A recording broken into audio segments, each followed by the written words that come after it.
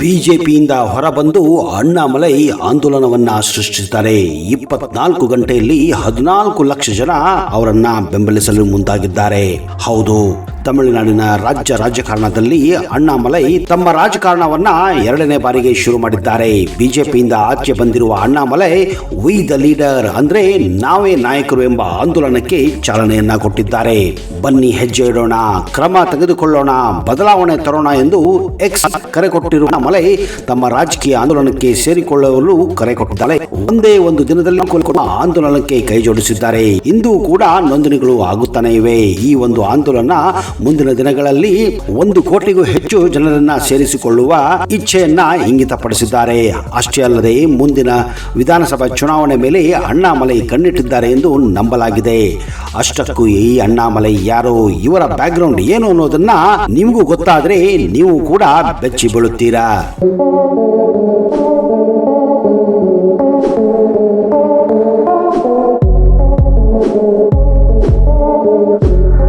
ದುಷ್ಟರಿಗೆ ರಾಕ್ಷಸ, ಶಿಷ್ಟರಿಗೆ ರಕ್ಷಕ, IPS ಅಧಿಕಾರಿ, ಸೂಪರ್ ಕಾಪ್, ಕರ್ನಾಟಕದ ಸಿಂಗಂ. ಹೌದು, ಕರ್ನಾಟಕದ ಸಿಂಗಂ ಅಂತಾನೆ ಇವರು ಹೆಸರು ಮಾಡಿದ್ದಾರೆ. ಬರೀ ದಕ್ಷ ಅಧಿಕಾರಿ ಅಷ್ಟೇ ಅಲ್ಲದೆ ತಮ್ಮ ಸಹೋದ್ಯೋಗಿಗಳ ಬದುಕು ಬವಣೆ ಕಷ್ಟಗಳನ್ನ ಕೂಡ ಕೇಳುವ ಅಧಿಕಾರಿ ಇವರಾಗಿದ್ದರು.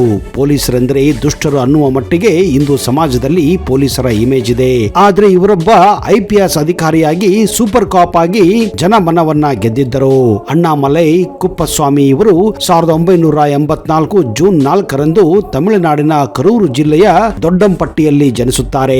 ಇವರ ತಂದೆ ಕುಪ್ಪಸ್ವಾಮಿ, ತಾಯಿ ಪರಮೇಶ್ವರಿ. ಇವರದ್ದು ಕೃಷಿ ಹಿನ್ನೆಲೆ ಹೊಂದಿರುವ ತಕ್ಕ ಮಟ್ಟಿಗೆ ಅನುಕೂಲಸ್ಥ ಕುಟುಂಬವೇ ಆಗಿತ್ತು. ಇವರು ಕೊಂಗು ಪ್ರವಾರ್ ಕೌಂದ ಸಮುದಾಯಕ್ಕೆ ಸೇರಿದವರು. ಆವರೇಜ್ ಸ್ಟೂಡೆಂಟ್ ಆಗಿದ್ದ ಅಣ್ಣಾಮಲೈ ಗ್ರಾಮದಲ್ಲಿಯೇ ಹೈಸ್ಕೂಲ್ ವರೆಗೆ ಶಿಕ್ಷಣ ಪಡೆಯುತ್ತಾರೆ. ತಂದೆ ತಾಯಿಗೆ ಅಣ್ಣಾಮಲೈ ಚೆನ್ನಾಗಿ ಓದಬೇಕೆನ್ನೋ ಆಸೆ ಇತ್ತು. ಹೀಗಾಗಿ ಅಣ್ಣಾಮಲೈ ನಂತರದ ದಿನಗಳಲ್ಲಿ ಕಾಲೇಜು ಶಿಕ್ಷಣವನ್ನ ಕಂಟಿನ್ಯೂ ಮಾಡುತ್ತಾರೆ. ಇವರ ಊರಲ್ಲಿ ಕಾಲೇಜು ಮೆಟ್ಟಿಲು ಹತ್ತಿದವರು ಇವರೇ ಮೊದಲನೆಯವರು. ಚಿಕ್ಕವರಿದ್ದಾಗಲೇ ಅಣ್ಣಾಮಲೈ ತಮ್ಮ ಊರಲ್ಲಿ ಇದ್ದಂತಹ ಗರಡಿ ಮನೆಗೆ ಹೋಗಿ ತಾಲೀಮು ಕೂಡ ಮಾಡುತ್ತಿದ್ದರು. ಚಿಕ್ಕವರಿದ್ದಾಗಲೇ ಒಬ್ಬ ಒಳ್ಳೆಯ ಕುಸ್ತಿಪಟ ಕೂಡ ಆಗಿದ್ದರು. ನೋಡಲು ಕಪ್ಪಾಗಿದ್ದರೂ ಕೂಡ ಅವರ ಮುಖ ಲಕ್ಷಣಗಳು ಒಬ್ಬ ಹೀರೋ ತರನೇ ಕಾಣ್ತಾ ಇದ್ರು. 12ನೇ ಕ್ಲಾಸ್ನಲ್ಲಿದ್ದಾಗ ಇವರನ್ನ ಒಬ್ಬ ಹುಡುಗಿ ತುಂಬಾನೇ ಪ್ರೀತಿಸುತ್ತಿದ್ದಳು.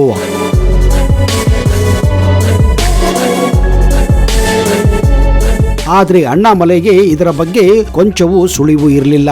ಏಕಾಏಕಿ ಒಂದು ದಿನ ಅಣ್ಣಾಮಲೈಗೆ ಈ ಹುಡುಗಿ ಪ್ರಪೋಸ್ ಮಾಡುತ್ತಾಳೆ. ಆದ್ರೆ ಅಣ್ಣಾಮಲೈ ಈ ಹುಡುಗಿಯ ಈ ದಿಢೀರ್ ನಿರ್ಧಾರಕ್ಕೆ ಯಾವ ತರ ರಿಯಾಕ್ಟ್ ಮಾಡಬೇಕು ಅನ್ನೋದು ಗೊತ್ತೇ ಆಗುವುದಿಲ್ಲ. ಇದೇ ಕಾರಣ ಆ ಪ್ರಪೋಸಲ್ ಮಾಡಲು ಬಂದ ಹುಡುಗಿಯ ಪ್ರೀತಿಯಿಂದಲೇ ತಿರಸ್ಕರಿಸುತ್ತಾರೆ. ಆ ಹುಡುಗಿ ಮುಂದೆ ಆತ್ಮಹತ್ಯೆಗೆ ಮುಂದಾದಾಗ ಖುದ್ದು ಅಣ್ಣಾಮಲೈ ಅವರನ್ನ ತಡೆದು ಬುದ್ಧಿವಾದ ಹೇಳಿ ತನ್ನಂತ 100 ಹುಡುಗರು ನಿನಗೆ ಸಿಗುತ್ತಾರೆ, ಜೀವನ ಇರೋದು ಒಂದೇ ಅಂತ ಬುದ್ಧಿ ಮಾತನ್ನು ಹೇಳಿ ಅವಳಿಗೆ ತಿಳುವಳಿಕೆ ಮನವರಿಕೆ ಮಾಡಿಕೊಡುತ್ತಾರೆ. ಕಾಲೇಜು ದಿನಗಳಲ್ಲಿ ಅಣ್ಣಾಮಲೈಗೆ ರಜನಿಕಾಂತ್ ಅಂದ್ರೆ ತುಂಬಾನೇ ಇಷ್ಟ.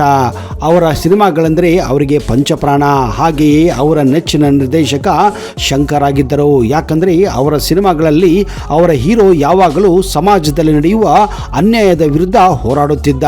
ಹಾಗೆಯೇ ಅಣ್ಣಾಮಲೈಗೆ ತಮಿಳುನಾಡಿನ ನಾಯಕ ನಟಿಯರಲ್ಲಿ ಸಿಮ್ರನ್ ಅಂದ್ರೆ ಪಂಚಪ್ರಾಣ. ಇತ್ತೀಚಿನ ಒಂದು ಸಂದರ್ಶನದಲ್ಲಿ ಅವರು ಸುಧಾಮೂರ್ತಿ ಹಾಗೂ ನಾರಾಯಣ ಮೂರ್ತಿ ಅವರ ಜೀವನಕ್ಕೆ ಸ್ಫೂರ್ತಿಯನ್ನು ತಂದುಕೊಟ್ಟಂತಹ ವ್ಯಕ್ತಿಗಳು ಎಂದು ಹೇಳಿಕೊಂಡಿದ್ದಾರೆ.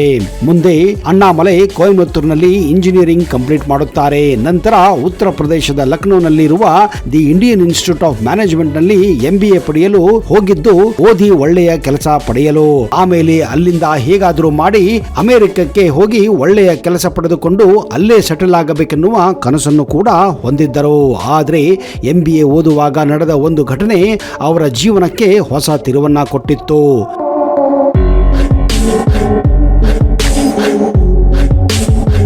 ಲಕ್ನೋನಲ್ಲಿ MBA ಓದುತ್ತಿರುವಾಗ ಕೊನೆಯ ವರ್ಷಕ್ಕೆ ಒಂದು ಪ್ರಾಜೆಕ್ಟ್ ಕೆಲಸಕ್ಕೆಂದು ಅಣ್ಣಾಮಲೈ ಹಾಗೂ ಅವರ ಸ್ನೇಹಿತರು ಒಂದು ಸ್ಲಮ್ ಏರಿಯಾಗೆ ಹೋಗುತ್ತಾರೆ. ಅಲ್ಲಿ ಪ್ರಾಜೆಕ್ಟ್ ವರ್ಕ್ ಅಂತ ಓಡಾಡುವಾಗ ಅಲ್ಲಿನ ಜನರ ಕಷ್ಟ ನೋಡಿ ಸಮಾಜ ಸೇವೆಯ ಕನಸು ಮೊಳಕೆ ಹೊಡೆಯುತ್ತದೆ.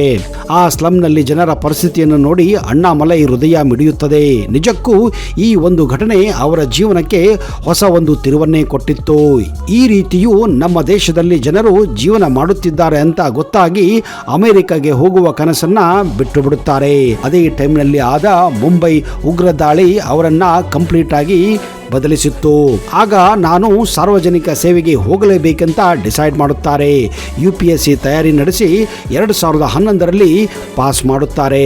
ತಮಿಳುನಾಡಿನ 2011ನ ಬ್ಯಾಚಿನ IPS ಅಧಿಕಾರಿ ಅಣ್ಣಾಮಲೈ ಅವರು 2013ರಲ್ಲಿ ಕಾರ್ಕಳದ ಅಸಿಸ್ಟೆಂಟ್ ಸೂಪರಿಂಟೆಂಡೆಂಟ್ ಆಫ್ ಪೊಲೀಸ್ ಆಗಿ ತಮ್ಮ ವೃತ್ತಿ ಜೀವನವನ್ನ ಆರಂಭಿಸುತ್ತಾರೆ.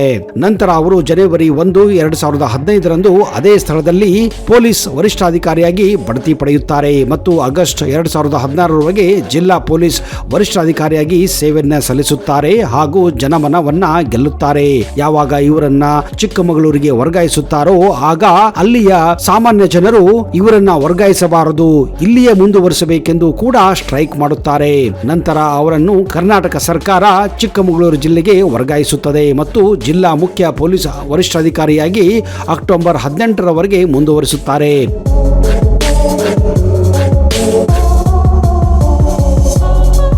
2018ರಲ್ಲಿ ಅವರನ್ನು ಬೆಂಗಳೂರಿನ ದಕ್ಷಿಣ ಪೊಲೀಸ್ ಉಪ ಆಯುಕ್ತರಾಗಿ ಬಡ್ತಿ ನೀಡಲಾಗುತ್ತದೆ. ಅಣ್ಣಾಮಲೈ ಪತ್ನಿ ಅಖಿಲಾ ಸ್ವಾಮಿನಾಥನ್ ಇವರು ಬೆಂಗಳೂರಿನಲ್ಲಿ ಹುಟ್ಟಿ ಬೆಳೆದ ಹೆಣ್ಣು ಮಗಳು. ಇಬ್ಬರು ಒಂದೇ ಕಾಲೇಜಿನಲ್ಲಿ ಓದುತ್ತಾ ಇದ್ದರು. ಇದೇ ವೇಳೆ ಇಬ್ಬರ ನಡುವೆ ಲವ್ ಆಗಿತ್ತು. ನಂತರ ಮದುವೆ ಕೂಡ ಆಗಿ ಈ ದಂಪತಿಗಳಿಗೆ ಈಗ ಒಬ್ಬ ಮಗ ಕೂಡ ಇದ್ದಾನೆ. IT ಕ್ಷೇತ್ರದಲ್ಲಿ ಒಳ್ಳೆಯ ಕೆಲಸ ಮಾಡುತ್ತಿದ್ದ ಅಖಿಲಾ ಸ್ವಾಮಿನಾಥನ್ ಕುಟುಂಬಕ್ಕಾಗಿ ಕೆಲಸವನ್ನೇ ಬಿಟ್ಟು ಬಿಟ್ಟರು.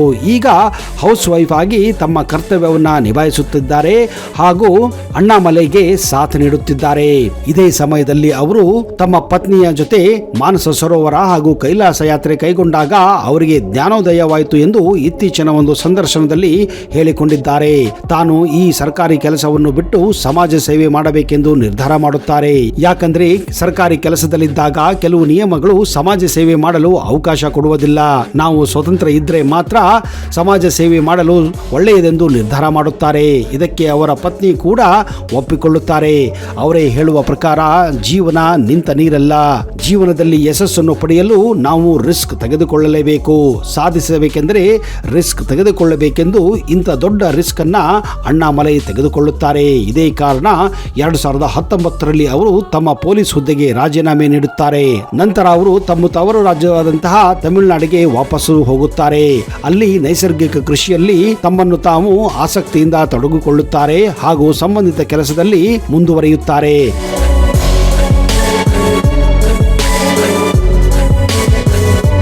ಬಳಿಕ ರಾಷ್ಟ್ರೀಯ ಸ್ವಯಂ ಸೇವಕ ಸಂಘ RSS ಸಿದ್ಧಾಂತದಿಂದ ಸ್ಫೂರ್ತಿ ಪಡೆದು ಹಾಗೂ ಮೋದಿಯವರ ಪ್ರೇರಣೆಯಿಂದ ರಾಜಕೀಯ ಪಕ್ಷವಾದ ಭಾರತೀಯ ಜನತಾ ಪಾರ್ಟಿ ಅಂದ್ರೆ BJPಯ ಸದಸ್ಯರಾಗುತ್ತಾರೆ. ಅವರು ತಮಿಳುನಾಡಿನ 2021ರ ವಿಧಾನಸೌಧ ಚುನಾವಣೆಯಲ್ಲಿ ಅರವಕುರುಚಿ ವಿಧಾನಸಭಾ ಕ್ಷೇತ್ರಕ್ಕೆ ಸ್ಪರ್ಧಿಸುತ್ತಾರೆ ಮತ್ತು ಕಡಿಮೆ ಅಂತರದಿಂದ ಸೋಲನ್ನೊಪ್ಪುತ್ತಾರೆ. ತಮಿಳುನಾಡು ರಾಜ್ಯ ಘಟಕದ ಅಧ್ಯಕ್ಷರಾಗಿದ್ದ L. ಮುರುಗನ್ ಕೇಂದ್ರ ಸಚಿವರಾದ ನಂತರ ತೆರವಾದ ಸ್ಥಾನಕ್ಕೆ ಅಣ್ಣಾಮಲೈಯವರನ್ನ ಅಧ್ಯಕ್ಷರನ್ನಾಗಿ ನೇಮಿಸಲಾಗಿತ್ತು. ಕರ್ನಾಟಕದ ಪ್ರಖ್ಯಾತ ಅವಧೂತ್ ವಿನಯ್ ಗುರೂಜಿ ಕೂಡ ಅಣ್ಣಾಮಲೈ ಬಗ್ಗೆ ಹಿಂದೆನೇ ಭವಿಷ್ಯ ನುಡಿದಿದ್ದರು. ಅದೇನೆಂದರೆ ಈ ವ್ಯಕ್ತಿಯನ್ನು ನೋಡಿದಾಗ ಈ ವ್ಯಕ್ತಿ ಕೇವಲ ಆಫೀಸರ್ ಆಗಿ ಉಳಿಯುವುದಿಲ್ಲ, ಬದಲಾಗಿ ಸಮಾಜ ಸೇವೆ ಮಾಡಲು ರಾಜೀನಾಮೆ ನೀಡುತ್ತಾರೆ ಎಂದು ಮೊದಲೇ ಹೇಳಿದ್ದರು. ಅವರು ಹೇಳಿದ ಹಾಗೆ ಮುಂದೆ ನಡೆದಿತ್ತು. ಇತ್ತೀಚೆಗೆ ಕೂಡ ಅಣ್ಣಾಮಲೈ ಬಗ್ಗೆ ವಿನಯ್ ಗುರೂಜಿಯವರು ಭವಿಷ್ಯವನ್ನ ನುಡಿದಿದ್ದಾರೆ. ಅದೇನೆಂದರೆ ಒಂದಿಲ್ಲ ಒಂದು ದಿನ ಅಣ್ಣಾಮಲೈ ಭಾರತದ ಪ್ರಧಾನ ಮಂತ್ರಿ ಆಗುತ್ತಾರೆ ಎಂದು. ಆದರೆ ಇದಕ್ಕೆಲ್ಲ ಕಾಲವೇ ನಿರ್ಧಾರ ಮಾಡುತ್ತದೆ ಎಂದು ಕೂಡ ಅವರು ನುಡಿದಿದ್ದಾರೆ. ನಿಜಕ್ಕೂ ಅಣ್ಣಾಮಲೈಯಂತಹ ವ್ಯಕ್ತಿ ಪ್ರಧಾನಮಂತ್ರಿ ಆದರೆ ಭಾರತ ಹೊಸ ಗತಿ ಹಾಗೂ ದಿಕ್ಕನ್ನ ಪಡೆಯುವುದರಲ್ಲಿ ಅನುಮಾನ ಇಲ್ಲ ಅನ್ನೋದು ಕೆಲವರ ಮಾತಾಗಿದೆ.